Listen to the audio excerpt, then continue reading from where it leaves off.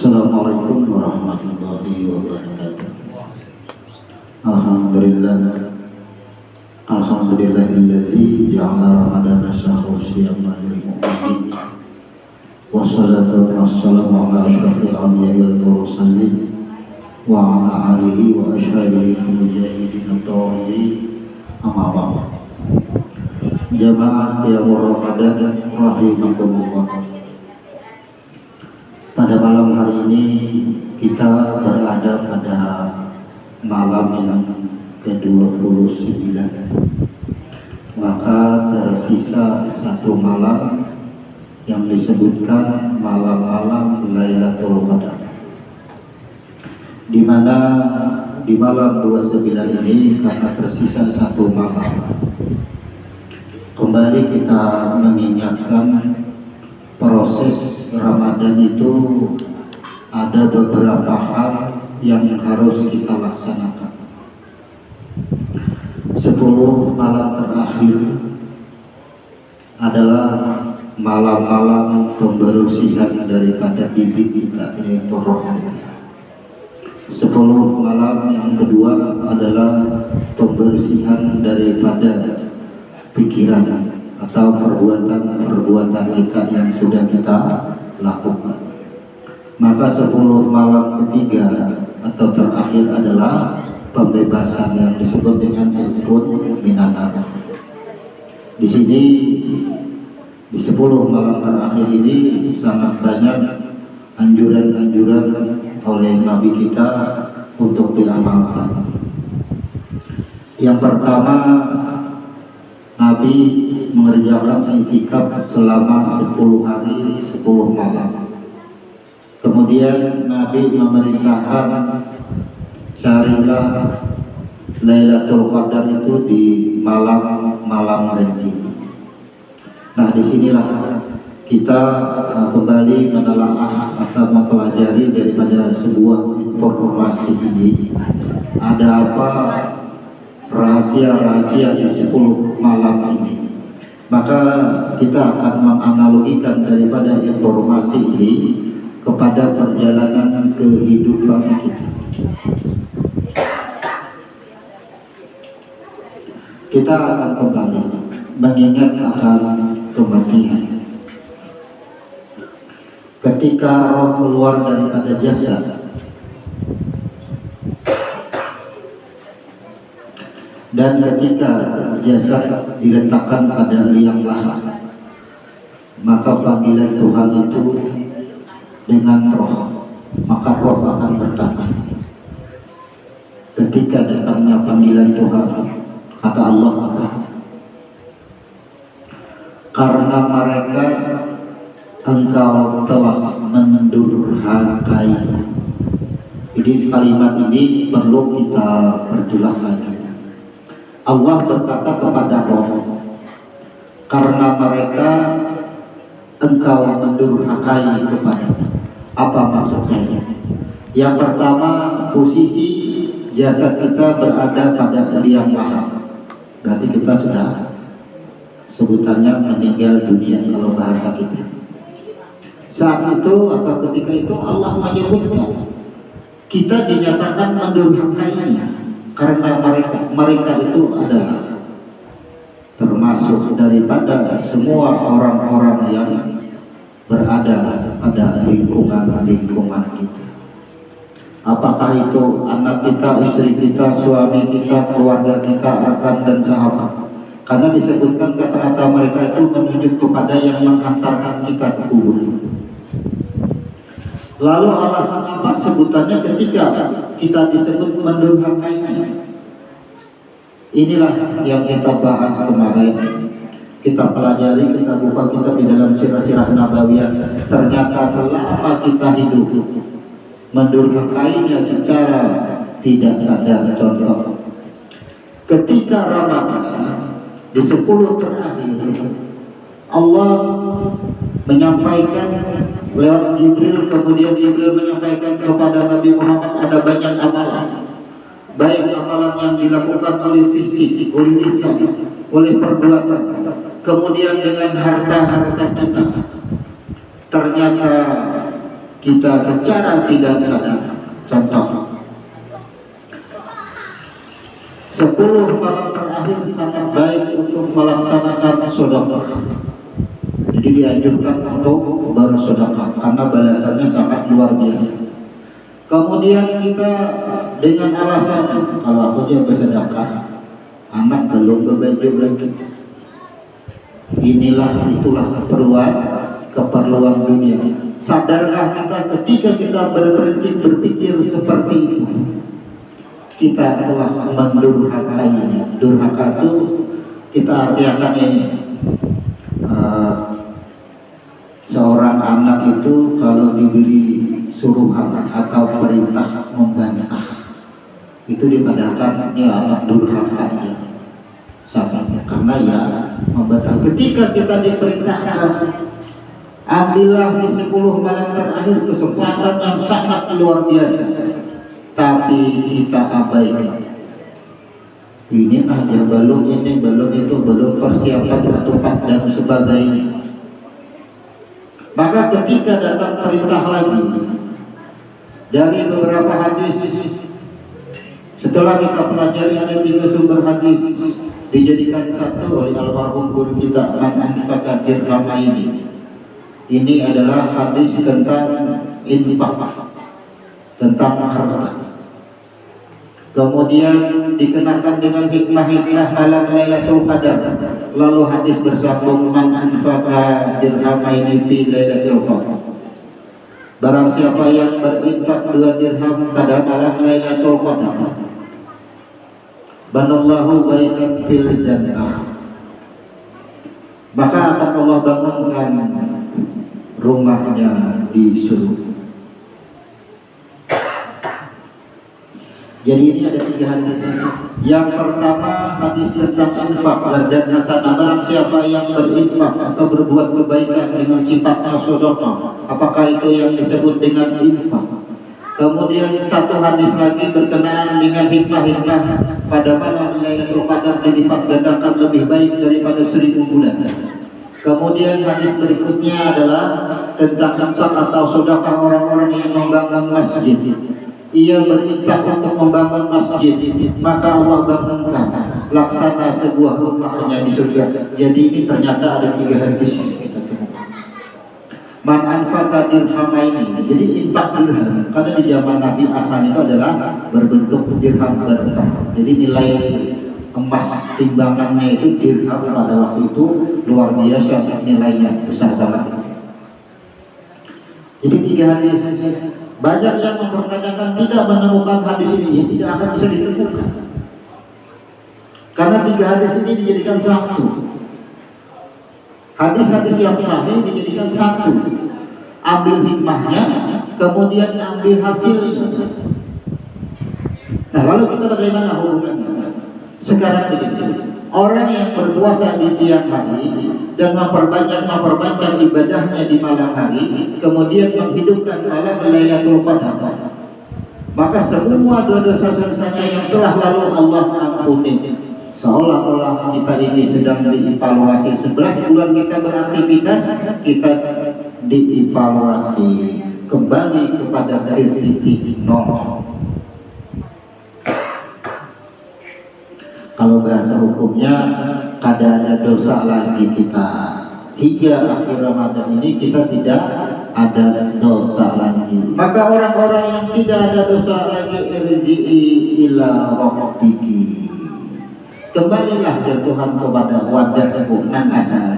Wadahnya ini yang disebut dengan jannati. Jannati itulah yang disebut dengan baitan fil jannah. Inilah yang berkaitan dengan 2 dirhamnya itu. Kalau kita tidak laksanakan, bolehlah ini anjuran. Kalau kita tidak laksanakan, berarti kita tetap dalam keadaan ampunannya, dalam keadaan suci. Tapi kita sebut aja tadi adalah irji'i ila rabbiki. Ada di penghujung dengan jannati. Masuklah ke dalam golonganku dan masuklah ke dalam surgaku. Itu yang kita maksud. Jadi infak Lailatul Qadar ini berkenaan dengan tempat kita. Begitu kita bersih, maka kita sudah menentukan tempat kita. Kemudian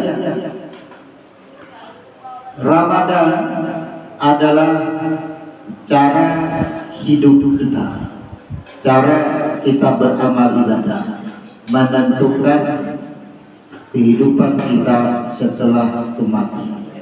Contoh, setelah kematian apa saja yang dihadapi? Adanya siksa kubur atau azab kubur. Apabila kita tidak ingin menemui yang disebut dengan azab kubur, tentukanlah daripada Ramadan ini.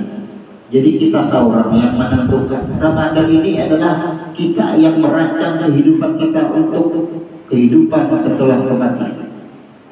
Dari mana kita mulai merancang? Yaitu daripada hati kita atau kalbu atau kalam kita. Jadi kalau kita di Ramadan ini sebulanan full, kita masih merasa terganggu ketika melihat amal orang lain. Kita masih terganggu ketika mendengar amal orang lain. Kita masih terganggu dengan apapun yang kita lihat dan kita dengar dalam kehidupan keseharian selama bulan Ramadan. Maka itulah yang menimbulkan nantinya yang disebut azab kubur. Artinya hati kita itu belum mutmain, belum tenang masih. Karena di Ramadan sangat banyak ketika kita berpuasa menemukan warung-warung yang buka dihancurkan, marah kepada orang yang tidak berpuasa. Apa hubungannya orang yang ada puasa kita puasa? Kenapa kita harus marah kepada orang yang tidak berpuasa? Tuhan hanya ujar Tuhan, kalau masuk kepada sesuatu yang aku sarankan untuk berbuka puasa, berbukalah. Contoh, ketika orang melakukan perjalanan maka ia tidak berpuasa. Ketika orang sedang bekerja maka ia tidak berpuasa. Ketika ia sedang haid, nifas, menyusui, hamil maka ia tidak berpuasa. Ketika orang sakit maka ia tidak berpuasa. Bertamuan lawan kita saling-saling. Kalau orang ada puasa takuni dulu, kenapa gerak maka ada puasa. Siapa tahu ia tidak berpuasa masuk dalam kategori apa yang disarankan oleh Tuhan. Orang yang dalam perjalanan musyafir diperintahkan berbuka, justru orang yang tidak berpuasa itu ia telah mengambil kebaikan daripada Tuhan. Sementara kita yang berpuasa menilainya pada baik. Kenapa? Orang yang tidak berpuasa nanti aku tagih ya Tuhan di bulan lain, bayar darah ya Tuhan sampai sudah waktunya ada waktu. Tetapi aku balik melaksanakan puasa, fidyahlah, bayarlah fidyah. Tapi kalau kita berbuka puasa atau tidak melaksanakan puasa dengan alasan yang tidak disyariatkan, maka inilah nantinya ketika dibangkitkan daripada kubur di hari kiamat, lidah kita menjulur dengan darah yang mengucur, dicapit-capit. Itu saksinya. Kita itu kada puasa tapi kada ada alasan. Begawi kada, garing kada, hamil kada, haid kada, perjalanan kada. Nah, kada ada alasan untuk berbuka puasa.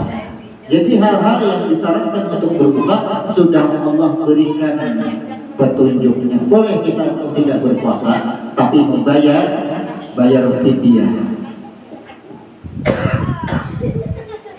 Nah, jadi kita seorang menentukan apakah nanti kita akan bertemu dengan siksa kubur atau azab kubur.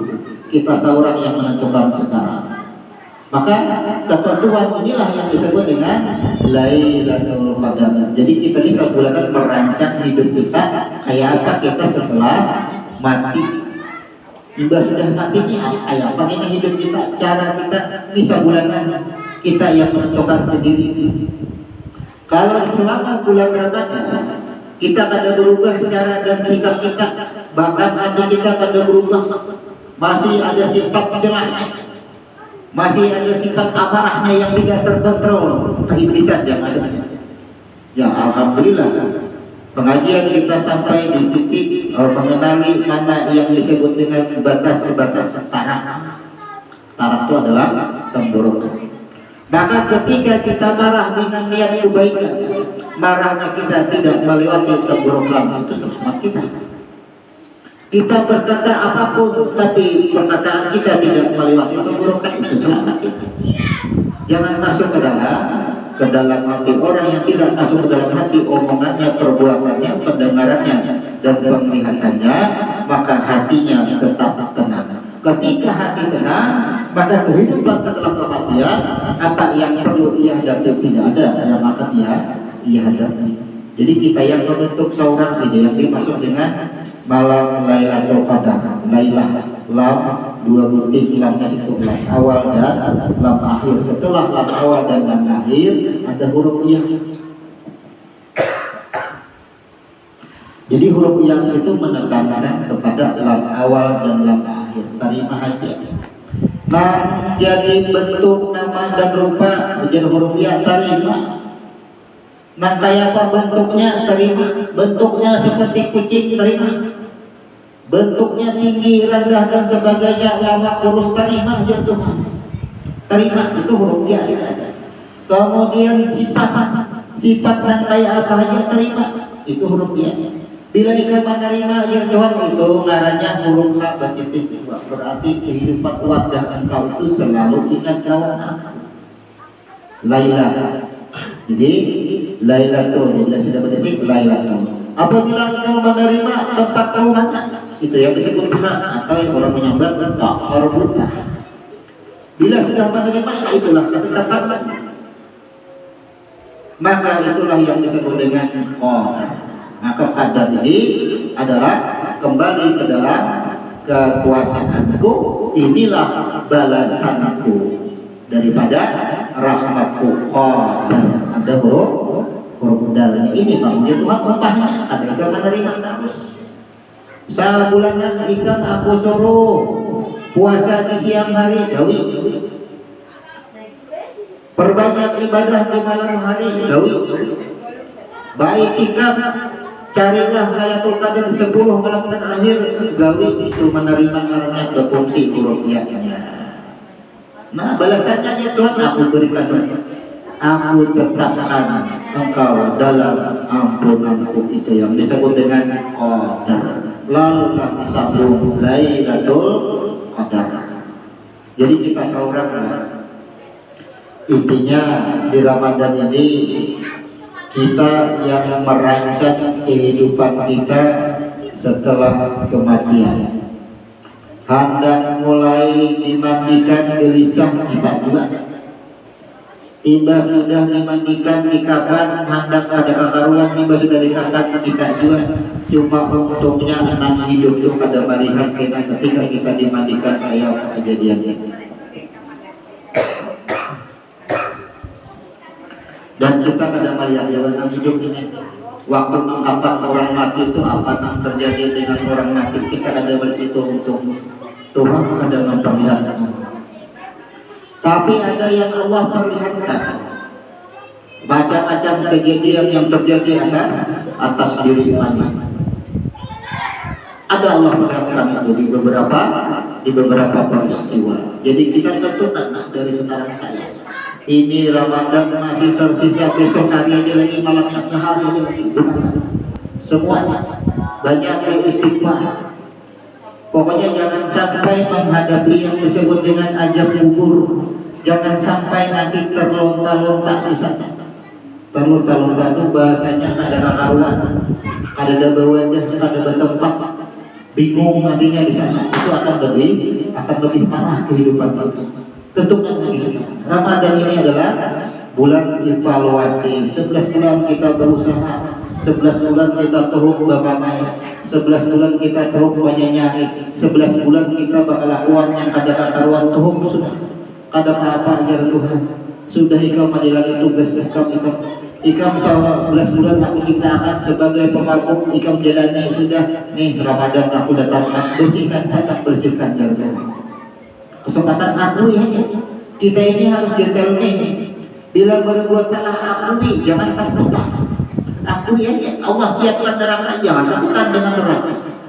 Karena Allah menyiapkan neraka adalah untuk kebaikan bagi kita. Terima terus. Dan kesempatan Ramadan ini neraka ada artinya bagi kita itu. Makanya kita ada bertamuan dengan siksa atau ajab neraka tadi. Karena Ramadan sudah kita gunakan. Ketika kita Ramadan digunakan dengan baik, bersih semuanya, suci semua kita secara insan atau seutuhnya kita sudah bersih, maka ada hal-hal yang merintangi kita. Wadiyah dan mardiyah tadi ini berkenaan dengan harta kita. Jadi di Ramadan ini yang pertama ada yang disebutkan dengan infak Ramadan. Sering banget kita memperingatkan ini karena infak Ramadan sangat luar biasa bermanfaat. Ketika infak Ramadan kita keluarkan, maka infak Ramadan inilah nantinya yang akan menjawab semua pertanyaan. Apa aja pertanyaan? Dari mana engkau dapatkan harta? Caranya seperti apa engkau mendapatkan harta? Digunakan Ramadan ini infak Ramadan. Maju ke lebih dahulu. Perlulah kita memikirkan jawabannya. Tidak perlu. Maka apa? Cara kita di bulan Ramadan ini menentukan kemudahan atau kesulitan kita setelah kematian nanti. Infak Ramadan itu bentuknya apa? Sumangkang sabigi itu di tengah infak Ramadan. Apa saja termasuk? Apa saja yang kita subuhkan di bulan Ramadan untuk orang banyak itu sifatnya Ramadan, walaupun kadang dijalankan yang ini walaupun kadang langsung aja boleh. Disebut dengan infak Ramadan. Kalau ditakuni harta kita itu nang maju ya, infak Ramadan tadi nang maju dahulu. Perlulah kita menjawab ada perlu. Kemudian infak Lailatul Qadar mengambil daripada hikmah balasan malam Lailatul Qadarnya itu. Bayangkan gitu. Kalau kita boleh engkau kembali rezeki Rabbiki kembali kepadamu dengan keridaanku karena harta engkau itu sudah bersih, harta engkau itu sudah suci. Maka apa? Wadiyah mardiyah itu berkenaan dengan harta. Bolehlah masuklah ke dalam jannati, ke dalam surga ujar Tuhan. Mana jannati kita? Wadah kita mana? Ada wadah kita. Lalulah kita berpikir. Apa yang kita pikirkan? Kita cari sumber-sumber daripada beberapa hadis tadi. Mana nangkawa kita berisi wadah sakaina ada. Barang siapa yang membangun masjid itu, membangun itu biar ada maulasa utuhnya, tapi duit kita tak lekat di dalam bangunan itu. Rupiah, 2 rupiah, 1.000, 2.000, tak upat di situ. Lalu supaya ada nilainya, diambillah hadis yang pertama tentang nilai daripada dirham. Muncullah dirham ini 2 dirham. Karena ketika Nabi tentang membagi daripada 7 orang, ujar Nabi, kita berkumpulan 2 dirham seorang. Waktu terjadi Nabi dalam musafir, ada berita bahwa hari raya sudah sampai. Ini terjadi kepada hari raya Idul Adha. Nabi membawa ya Nabi kita berkumpulan 2 dirham seorang. Ketika berkumpulan 2 dirham seorang, ini mensucikan, akan menentukan tempat kita kembali ke dalam kekuasaannya. Jadi ini diambil 2 dirham ini diambil daripada asbabul wurud di sirah nabawiyah ketika Nabi melakukan perjalanan atau musyafir, itu jumlahnya orang ke-7 itu sudah kita baca. Jadi kita mencari karena memang ada yang protes. Aku ya pada dapat ya mencari sumbernya yang dibacakan oleh guru. Man anfaqa dirhamaini fil lailatil qadri baitan fil jannah. Ada dapatnya mencari hadisnya itu mana aja hadisnya? Yang ada dapat kalau redaksinya yang seutuh itu kadang-kadang. Ternyata guru sangat luar biasa. Beliau ambil hikmah di malam Lailatul Qadarnya, beliau ambil sejarah dirhamnya. Jadi yang 2 dirham ini diambil daripada sejarah ketika sampai kabar kepada Nabi Muhammad bahwa Idul Adha telah tiba. Nah, ujar Nabi, cari domba. Setelah dicari domba, lalulah dicari harganya berapa aja, ternyata 14 dinar. Pas kebetulan orang betul. Ujar Nabi, kita berkumpulan apa? Jumlahnya 14 dirham. Ujar Nabi, kita berkumpulan 2 dirham saura. Dirham yang dikeluarkan tadi berarti memunculkan darah. Darah yang dikucurkan itu adalah qaribun. Qaribun itu adalah kembali ke dalam kekuasaannya. Makna kembali ke dalam kekuasaannya, kira-kira kita ini nak kembali ke dalam kekuasaannya, tempatnya itu apa? Inilah yang disebut dengan jadiranti. Jadi qaribun itu adalah jadiranti. Nah sekarang mengambil hikmah lagi. Jadi hadis ini terpotong sampai di situ di dalam sirah Nabawiyah, mengambil ulang cerita tentang malam Lailatul Qadar. Bahwasanya orang yang beramal ibadah di malam Lailatul Qadar, amalannya lebih baik daripada 1000 bulan. Satu huruf diganjar 700. Bapandir hanya sebut bismillah 19 huruf 19 kali 700. Tuh balasannya, nilainya. Kemudian 2 dirham dikeluarkan lagi. Berapa balasannya? Lalulah kata 2 dirham di zaman Nabi konversi, karena setelah Nabi muncul dinar. Jadi 1 dirham itu sama dengan 10 dinar. Jadi bila ini 2 dirham berarti sama dengan 20 dinar. Kemudian konversi lagi 10 dinar sama dengan 20 rial, sehingga 20 dinar sama dengan 40 rial. Karena kita ini orang Indonesia, duitnya rupiah, jadi berkisirnya itu. Bolehkah aku 2 dirham aja mengeluarkan? Ya boleh. Amal kita hidup di masa Nabi berisi dirham, boleh 2 dirham. Kalau kembali asal. Jadi ternyata hukum itu adalah mengacu kepada hukum asal dahulu. Nah itu majulah ke situ. Karena kita rupiah, berarti kita 40 rial. Dasar apa?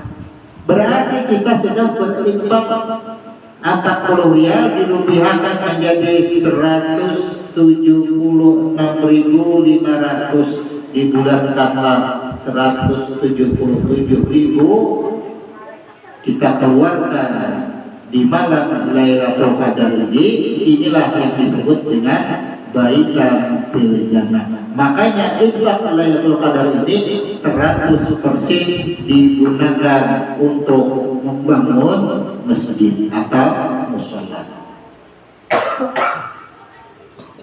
Kira-kira kalau kita berinfak 177.000, kawalah membangun langgar, ada usaha masjid, kada kawa, menang itu aja saurangan aja ini dikumpulkan 177.000 karena langgarnya sudah ada, lalulah dibangunkan untuk kemajuan keperluan langgar atau masjid. Inilah baitan fil jannah. Jadi ternyata 3 hadis kita sudah mengkaji. Jadi bagi kawan-kawan mencari hadisnya, tidak akan dapat mencari hadisnya dengan redaksi yang seutuhnya bersambung. Maka carilah sejarah Nabi ketika Nabi melakukan musyafir dalam perjalanannya, hukum dirham. Berapa nilai dirham di masa Nabi? Kenapa? Karena Nabi pada akhir nafas beliau menyedekahkan 7 dirham. Ketika Nabi terbaring di asuhan Aisyah, ujar Nabi, wahai Aisyah, ambil kantong duit, kantong. Di orang di Arab itu kan adalah kayak kain, penjara di dalamnya dirham. Lalu disuruh ambil, setelah dihitung 7 dirham. Kata Nabi, wahai Aisyah, segera engkau sedekah. Kenapa? Karena aku takut ketika aku meninggal ini akan ditanyakan kepadaku. Inilah maksud ketika ditanyakan Allah tidak ridho. Agar Allah ridha radiyatan mardiyah, laksanakanlah yang disebut dengan infak atau sedekah. Ketika ini disedekahkan, 67 dinar ini menjawab saurah. Jadi kita ini kadang perlu hidup susah setelah kematian itu kadang ada susahnya. Kalau kita bentuk daripada sekarang, kemudahan kita tidak ada susahnya kita hidup kemudian. Nah, maulah ada ajab kubur itu ya kita saurah. Yang maulah surga dan neraka itu ya kita saurah. Apabila kita masih ada sifat celak, kesombongan akan memiliki ilmu, merasa paling berilmu, paling hangat, paling sunnah.